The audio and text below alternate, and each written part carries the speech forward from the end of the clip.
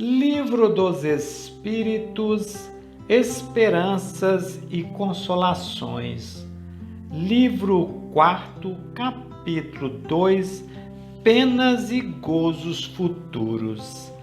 Paraíso, Inferno e Purgatório. Questão 1012. Um lugar circunscrito no universo está destinado às penas, aos gozos dos espíritos, segundo seus méritos? Já respondemos a esta questão. As penas e os gozos são inerentes ao grau de perfeição dos espíritos. Cada um possui em si mesmo o princípio de sua própria felicidade ou infelicidade. E como eles estão por toda a parte, nenhum lugar circunscrito, nem fechado, não está destinado a um antes que o outro. Quanto aos espíritos encarnados, são mais ou menos felizes ou infelizes, conforme o mundo que eles habitem sejam mais ou menos avançado. Segundo isso, o inferno e o paraíso não existiriam tais como o homem os representa. Não são senão figuras. Há por toda parte espíritos felizes e infelizes. Entretanto, como também já o dissemos, os espíritos da mesma ordem se reúnem por simpatia, mas podem se reunir onde querem, quando são perfeitos. Questão 1013. Que se deve entender pelo purgatório? Dores físicas e morais. É o tempo da expiação. Quase sempre é sobre a terra que fazeis vosso purgatório e que Deus vos faz expiar vossas faltas. Questão 1014. Como se dá que espíritos que, por sua linguagem, revelam sua superioridade, tenham respondido a pessoas muito sérias a respeito do inferno e do purgatório, conforme a ideia que dele se faz vulgarmente? Eles falam a linguagem compreendida pelas pessoas que os interrogam. Quando essas pessoas são muito imbuídas de certas ideias, não as querem chocar muito bruscamente para não melindrar suas convicções. Se um espírito viesse dizer, sem precauções oratórias, a um muçulmano que Maomé não é um profeta, ele seria muito mal recebido. Se concebe que possa ser assim da parte dos espíritos que querem nos instruir, mas como se dá que os espíritos interrogados sobre sua situação tenham respondido que sofriam as torturas do inferno ou do purgatório? Quando são inferiores e não completamente desmaterializados, conservam uma parte de suas ideias terrestres e exprimem suas impressões pelos termos que lhes são familiares. Eles se encontram em um meio que não lhes permite, senão pela metade, sondar o futuro, e é por causa disso que, frequentemente, os espíritos errantes ou recém-desencarnados falam como o fariam em vida. Inferno pode se traduzir por uma vida de prova extremamente penosa, com a incerteza de uma melhora. Purgatório, uma vida também de prova, mas com consciência de um futuro melhor. Quando experimentas uma grande dor, não dizes para ti mesmo que sofres como um condenado? não são mais que palavras, e sempre em sentido figurado. Questão 1015. Que se deve entender por uma alma em pena? Uma alma errante e sofredora, incerta de seu futuro, e a qual podeis proporcionar um alívio que, frequentemente, ela solicita vindo se comunicar conosco. Questão 1016. Em que sentido se deve entender a palavra céu?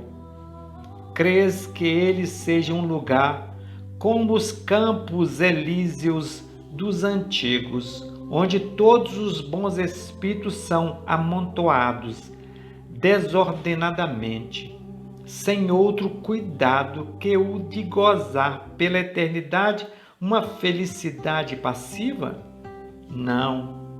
É o espaço universal, são os planetas, as estrelas e todos os mundos superiores, onde os espíritos gozam de todas as suas faculdades, sem ter as tribulações da vida material, nem as angústias inerentes à inferioridade. Então, 1017. Os espíritos disseram habitar o quarto, o quinto céu, etc. Que entendiam por isso?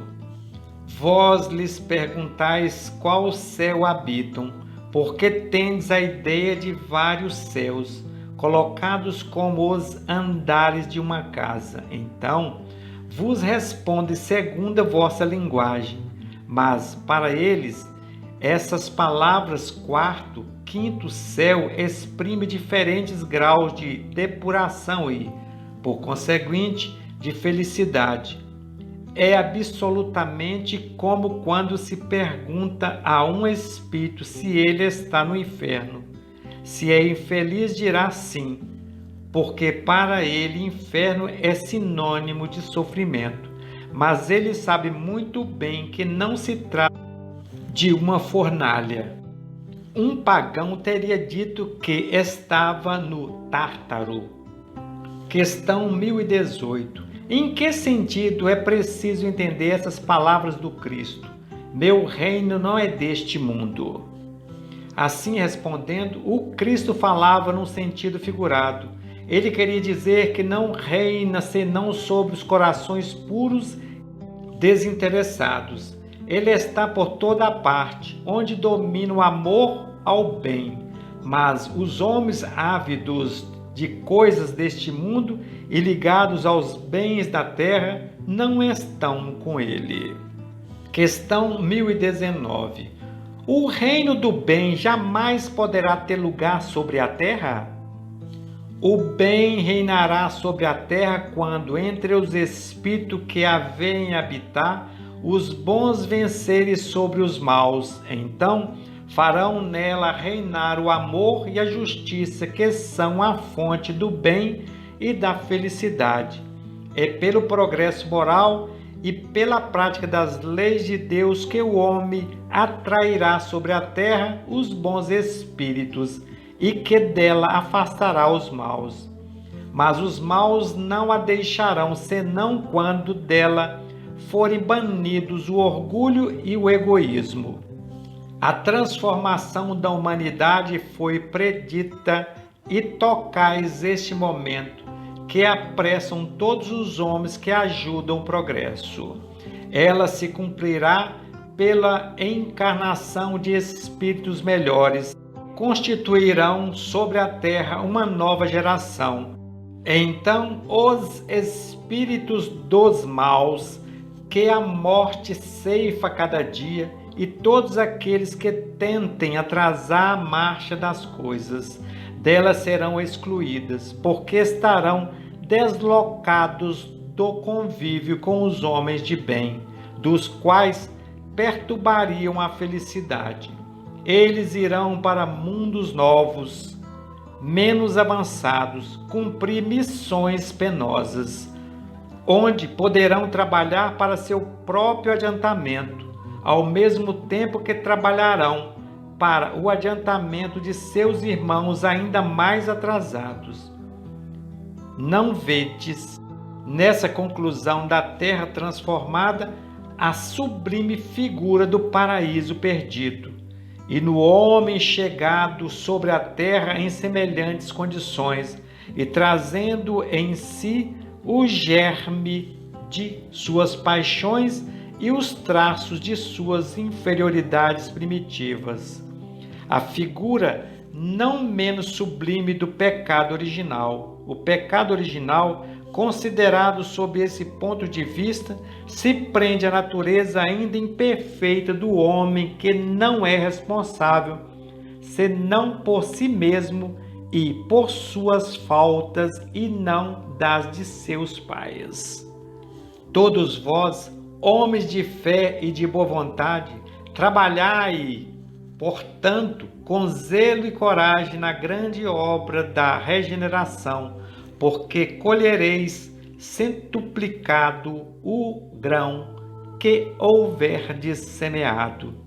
Infeliz aqueles que fecham os olhos à luz, porque se preparam longos séculos de trevas e decepções.